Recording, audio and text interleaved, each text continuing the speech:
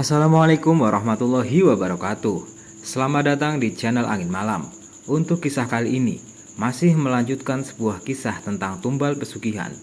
Sebelum kita mulai, tekan dulu like, komen, dan subscribe, serta nyalakan lonceng notifikasinya agar tidak ketinggalan cerita-cerita di channel ini. Dan seperti apa kelanjutan cerita ini? Langsung saja kita masuk ke ceritanya. Pagi harinya, Nek Kawisem memang tidak tidur setelah melaksanakan sholat subuh. Dia memilih mengerjakan aktivitas di dapur, menyiapkan sarapan pagi, juga membersihkan peralatan kotor sisa makan malam Marni dan suaminya serta anaknya. Pak Dekarwo yang sudah bangun pun kaget saat melihat ibunya yang sudah sibuk di dapur.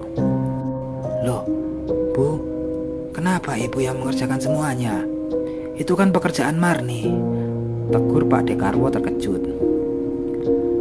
"Marni kan masih tidur, biarin ibu saja. Kalau nunggu dia bangun, yang ada Dian pergi sekolah tanpa sempat sarapan. Udah, kamu duduk saja, nanti ibu buatkan kopi panas," sahut Nek Kawisem tanpa senyum.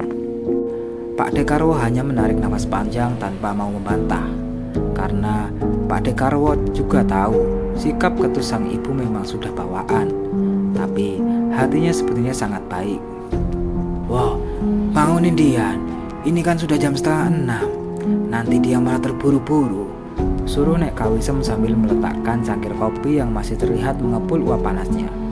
"Tidak perlu nenekku yang paling cantik, Dian si putri kesayangan sudah bangun," sahut putri yang sudah mandi dan rapi. Lu, cucu nenek memang paling oye," ucap Nenek Kawisem sambil tertawa lucu. "Nasi goreng buatan nenek harum banget, Dian jadi makin lapar," kata Dian. "Ya sudah, sana kamu panggil ibu kamu dulu, ajak sarapan sekalian," kata Nek Kasiem.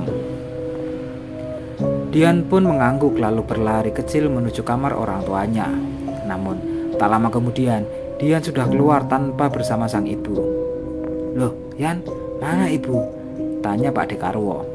"Udah aku bangunin, Pak, tapi ibu malah au-au saja, sepertinya lagi keenakan tidur," sahut Dian yang kembali duduk di meja makan. "Coba kamu yang bangunin, Wo. Kalau tetap tidak mau bangunin ya sudah, mungkin istrimu lagi benar-benar capek. Toh, biasanya juga tanpa harus dibangunin, dia sudah bangun sendiri dan ngerjain pekerjaan rumah," kata Nek Kawisem. "Kalau begitu dibiarin saja, takutnya malah bikin Marni kesel," sahut Pak Dekarwo. "Ya wes kalau gitu, udah sekarang pada sarapan," ucap Nek Kawisem. Dan pagi ini untuk pertama kalinya sarapan di rumah Pak Dekarwo terasa nikmat dan sangat hangat. Pagi sudah beranjak siang, tapi Marningsi belum juga bangun dari tidurnya. Pak Dekarwo yang penasaran pun masuk ke kamarnya untuk membangunkan sang istri. Namun baru saja Pak Dekarwo membuka pintu kamar, tercium aroma anyir darah dan bau busuk. Pak Dekarwo sampai mual dan urung masuk. Dia menutup kembali pintu kamarnya dan berlari ke arah kamar mandi untuk memuntahkan semua isi perutnya. Nek Kawisem yang melihat pun mengikuti Pak Dekarwo dan mengurut tengkuknya. "Kamu kenapa, Wo? Masuk angin lagi ya?" tanya Nek Kawisem dengan cemas. Pak Dekarwo menggeling lemah, lalu berkumur sebentar dan keluar dari kamar mandi. Nek Kawisem pun segera membuatkan teh panas untuk Pak Dekarwo. "Minum dulu, biar perutmu sedikit nyaman," ucap Nek Kawisem sambil memberikan cangkir berisi teh panas. Pak Dekarwo menyeruput teh panas itu pelan-pelan, lalu meletakkan cangkirnya di meja. Nek Kawisem pun duduk di sebelah Pak Dekarwo dengan pandangan menyelidik. "Memangnya perut kamu lagi gak enak ya, Wo? Sampai muntah gitu. Dan kemana si Marni? Aku belum melihatnya dari pagi," tanya Nek Kawisem. "Itu dia, Bu. Tadi niatnya aku mau melihat Marni, karena tadi kan aku keluar tanpa sempat melihatnya. Jadi pas pulang, barusan aku langsung ke kamar dia. Tapi," ucap Pak Dekarwo berhenti. "Tapi kenapa, Wo?" tanya Nek Kawisem penasaran. "Tapi pas aku buka pintu kamar, baunya itu loh, Bu, bikin aku mual. Jadi aku belum sempat membangunkan Marni. Aku langsung keluar karena nggak kuat dengan baunya," sahut Pak Dekarwo. Lalu kamu muntah. Memangnya bau apa sampai kamu muntah seperti itu? Tanya Nek Kawisem semakin penasaran. Ya Allah Bu, baunya sangat busuk. Bau anyir darah yang sangat busuk, ucap Pak Dekarwo. Astagfirullahaladzim, kok bisa? Tanya Nek Kawisem. Ya aku juga tidak tahu Bu, bau itu asalnya dari mana juga aku tidak tahu, sahut Pak Dekarwo. Kalau begitu kamu ambil kopi bubuk di belakang dan pakai masker, kita masuk ke sama-sama, kata Nek Kawisem. Pak Dekarwo pun mengangguk, lalu beranjak menuju dapur untuk mengambil kopi bubuk dan membawanya keluar. Ini kopinya Bu, tapi maskernya tidak ada. Ini kopinya Bu, tapi maskernya tidak ada, kan ada di kamar, ucap Pak Dekarwo. Ya sudah, kamu tutup hidung kamu pakai ini. Ya sudah, kamu tutup hidung pakai ini saja, kata Nek Kawisem sambil memberikan selendang panjang yang menutupi rambut Kawisem. Gunting jadi 2 ya Bu, biar ibu juga pakai, ucap Pak Dekarwo. Nek Kawisem mengangguk. Lalu setelah selendang itu dibagi 2, Nek Kawisem dan Pak Dekarwo pun memakai untuk menutupi hidung mereka. Sementara Nek Kawisem juga membawa kopi untuk ditaburkan ke kamar Pak Dekarwo. Nek Kawisem mengangguk. Lalu setelah selendang itu dibagi 2, Nek Kawisem dan Pak Dekarwo pun memakai untuk menutup hidung mereka. Sementara Nek Kawisem juga membawa kopi bubuk untuk ditaburkan di kamar Pak Dekarwo untuk menyamarkan aroma anyir dan busuk. Pak Dekarwo membuka pintu kamarnya, dan benar saja, begitu pintu kamar terbuka, maka terciumlah aroma anyir dan busuk sangat menyengat. Nek Kawisem langsung menaburkan bubuk kopi ke sembarang arah supaya aroma itu tidak terlalu menyengat. Wah, coba kamu bangunkan istrimu. Sepertinya Marni juga tidak sedang tidur.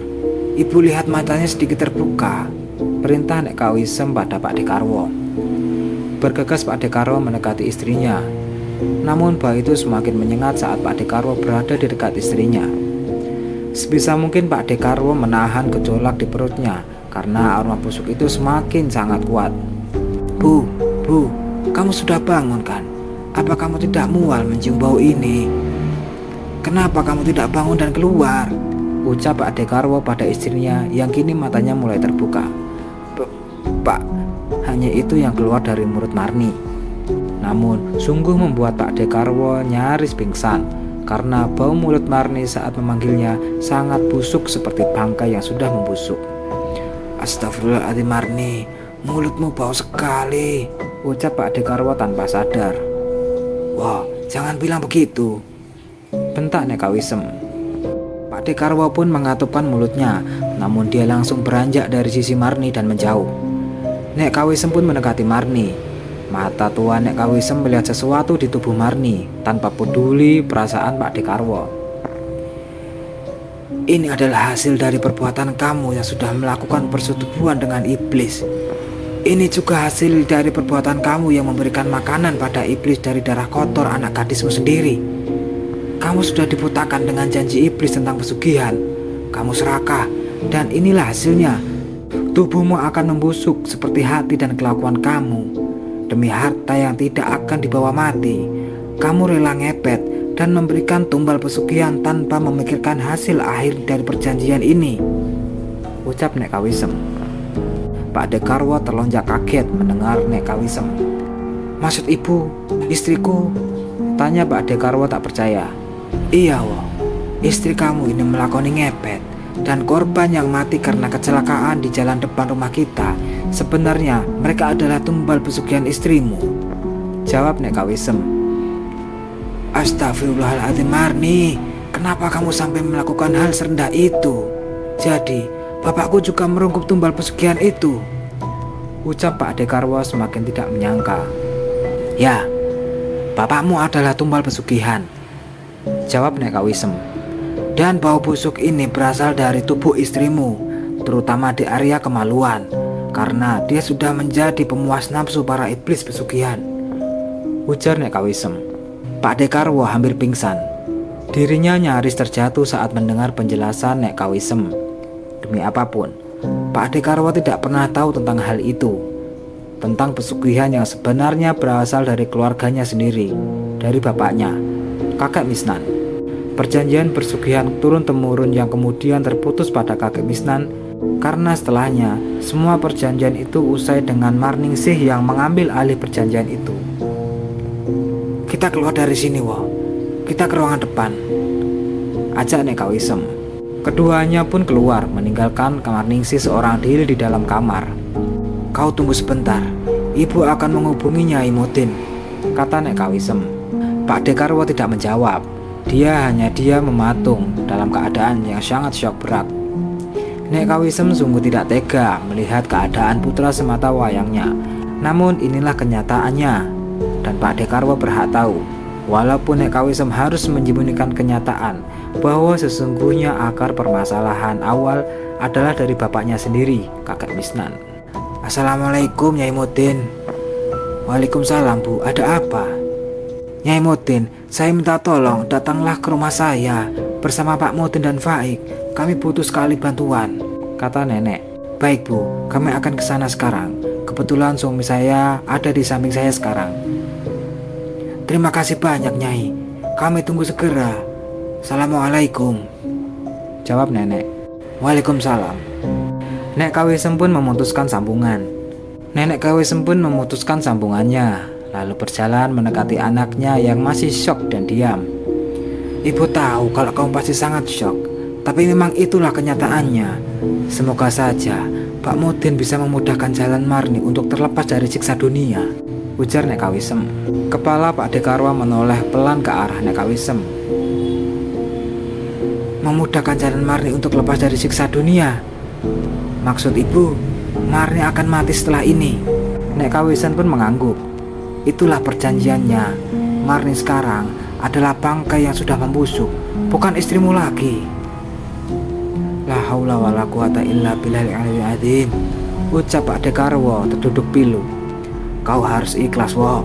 Itulah jika manusia mengikat perjanjian dengan iblis," sahut Nek Kawisem. "Assalamualaikum," ujar seseorang. "Waalaikumsalam," sahut Nek Kawisem dan Pak Dekarwo. "Pak Mutin, Nyai, Faik, silakan masuk," ucap Nek Kawisem mempersilahkan. Pak Mutin dan Nyai serta Faik pun masuk ke dalam untuk berkumpul bersama Pak Dekarwo di ruangan tengah. "Rupanya mereka sudah tidak sabar dengan Bu Marni," ucap Faik tiba-tiba dengan mata nanar menatap tajam ke arah pintu kamar Pak Dekarwo. "Maksud kamu apa, Faik?" tanya Pak Dekarwo. Pak Dekarwo sebenarnya paham akan maksud ucapan Faik, namun dirinya masih belum bisa menerima jika istrinya harus pergi dalam keadaan yang sangat hina. "Pak D harus ikhlas, karena ini jalan yang dipilih oleh Ibu Marni sendiri," sahut Pak Mutin. "Tapi istri saya belum tobat, Pak Mutin," ucap Pak Dekarwo. "Sudah sangat terlambat, Pak D. Karena Ibu Marni tidak pernah mau bertaubat. Dia malah selalu memperbarui janjinya bersama para iblis dengan menjadikan tubuhnya sebagai pemuas nafsu," jawab Pak Mutin. "Astagfirullahaladzim, ya Allah, Marni." Pak Karwo menyesali tindakan istrinya. "Itulah resiko jika bersekutu dengan iblis. Bukan hanya mendapatkan siksa dunia, tapi juga siksa neraka." "Naudzubillah," ucap Nyai Mutin. "Kita lakukan sekarang, Abi, sebelum iblis itu memakan habis aura Bu Marni dan meninggalkan bau busuk yang seperti bangkai," ujar Faik. Pak Mutin pun mengangguk. Lalu mereka berdua segera masuk ke kamar Pak Dekarwo setelah sebelumnya meminta izin pada sang pemilik kamar. Nyai Mutin, Nek Kawisem, dan Pak Dekarwo tetap duduk di ruangan itu sambil membaca doa bersama-sama. Teriakan Marningsih yang kesakitan saat Sakortul Maut datang menjemput. Setelah Pak Mutin dan Faik berhasil melepaskan cengkraman iblis dari tubuh Marni. "Innalillahi wa inna ilaihi rajiun," ucap Nyai Mutin lirih. Air mata menetes dari mata Pak Dekarwo. Dia tidak menyangka jika akhir hidup istrinya begitu menggenaskan. Wanita yang dinikahinya dan hidup bersama selama seperempat abad lebih dan memberinya 5 keturunan, walaupun 3 sudah dipulangkan, kini justru meninggal dalam keadaan hina sehina-hinanya makhluk bumi. Itulah hasil dari manusia yang kufur nikmat dan selalu merasa kurang dalam hal rezeki, hingga melakukan apapun demi kekayaan yang bahkan sebenarnya hanyalah ilusi dari para iblis. Sekian untuk cerita kali ini. Semoga cerita ini bisa memberikan pelajaran untuk kita semua. Bagi teman-teman yang ingin memberikan kisah horornya, silahkan menghubungi nomor di kolom deskripsi. Dan bagi teman-teman yang baru bergabung, dukung channel ini dengan cara like, komen, dan subscribe, serta nyalakan lonceng notifikasinya agar tidak ketinggalan cerita-cerita terbaru dari kami. Semoga kita semua mendapatkan kesehatan dan keselamatan dimanapun kita berada. Wassalamualaikum warahmatullahi wabarakatuh.